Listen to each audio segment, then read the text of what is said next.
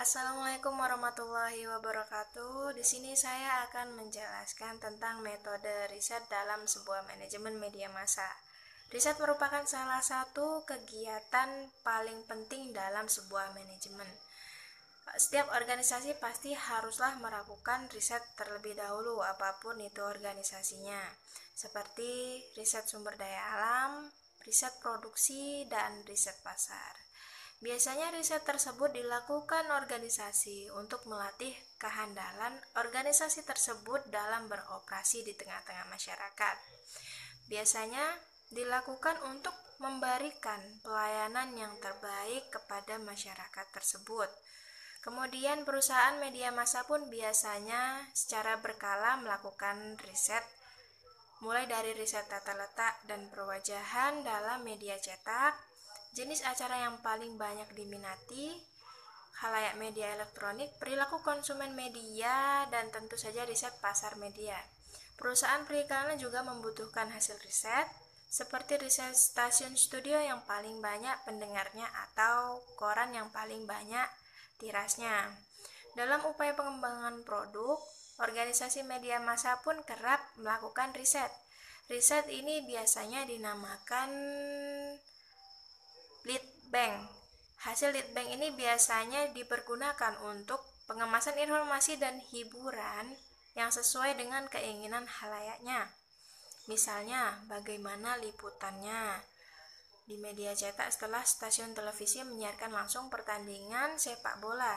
Informasi apakah yang paling diperlukan halayak dan media cetak setelah mengetahui skor hasil pertandingan melalui televisi. Kemudian ada menyusun proposal riset. Secara umum, proposal riset terdiri atas pendahuluan, tinjauan pustaka, dan metode penelitian. Masing-masing bagian proposal riset tersebut itu berisikan sub-sub bagian. Seperti pendahuluan terdiri atas latar belakang, identifikasi masalah, tujuan dan kegunaan penelitian, kerangka pemikiran. Kemudian tinjauan pustaka terdiri atas kajian teori, hasil penelitian sebelumnya. Lalu ada metode penelitian, terdiri atas populasi dan sampel, kemudian teknik pengumpulan data, kemudian teknik analisis data. Pendahuluan merupakan bagian fondasinya. Pada bagian ini dituliskan atau dikemukakan dasar-dasar yang membuat riset tersebut penting untuk dilakukan. Karena itu, pada bagian pendahuluan dikemukakan data yang menjadi riset, titik berangkat untuk melakukan riset. Juga konsep yang melandas riset. Ringkasnya, dalam bagian pendahuluan, pembaca proposal riset akan dihadapkan pada dua dimensi, yaitu dimensi empirik dan dimensi konseptual.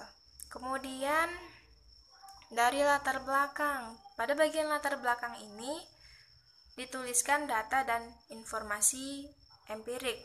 Dengan menunjukkan data seperti itu, maka pembaca akan memiliki pandangan yang sama dengan penyusunan proposal riset, yaitu memang telah menjadi penurunan karena data menunjukkan hal tersebut.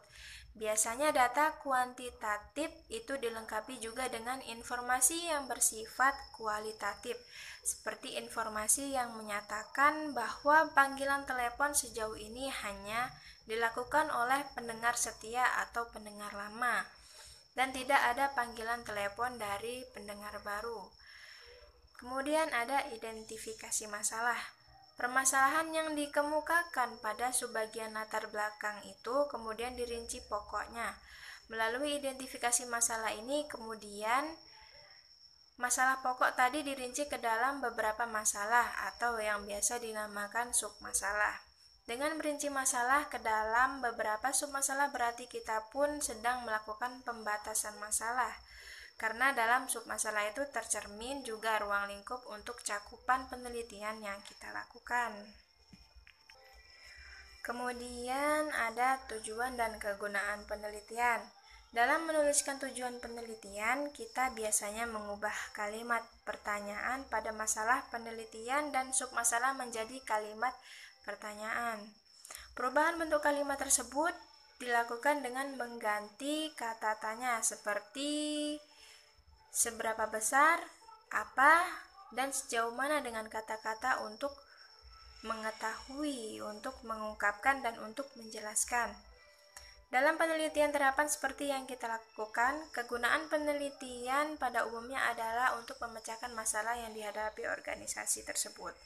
Kemudian ada kerangka pemikiran. Kerangka pemikiran pada dasarnya merupakan bagan dalam kepala kita yang akan digunakan untuk memecahkan permasalahan yang dihadapi. Kerangka pemikiran ini pun biasanya dinamakan juga kerangka kerja dalam penyelesaian masalah untuk penelitian terapan. Dalam kerangka pemikiran atau kerangka kerja ini tercermin aspek-aspek yang akan dibahas sekaligus proses yang akan dilalui dalam menyelesaikan permasalahan. Jadi, dalam kerangka ini menggambarkan komponen proses dan tahapan yang akan kita lakukan untuk mencapai tujuan. Kerangka pemikiran itu pun biasanya mengacu pada konsep atau teori yang sudah ada. Teori ini kita jadikan sebagai landasan kita untuk memecahkan suatu permasalahan. Kemudian ada tinjauan pustaka. Tinjauan pustaka atau ada juga yang menyebutnya studi pustaka atau studi literatur pada dasarnya merupakan bagian dari upaya untuk kita menemukan solusi atas permasalahan yang sedang kita hadapi. Kita menyadari bahwa masalah yang dihadapi bukanlah masalah yang pertama menjadi di dunia ini. Tentu sudah ada orang lain yang pernah menghadapi masalah serupa dan sudah ada yang pernah melakukan penelitian untuk mengatasi permasalahan ini. Dengan demikian, melakukan tinjauan pustaka itu kita manfaatkan yang sudah dilakukan orang lain sekaligus mengakui bahwa apa yang kita lakukan bukan merupakan hal yang pertama. Kemudian ada kajian teori. Kajian teori merupakan bagian khas dari masyarakat ilmiah. Kita tahu fungsi teori adalah menjelaskan, menguraikan, dan meramalkan. Kemudian ada hasil penelitian sebelumnya.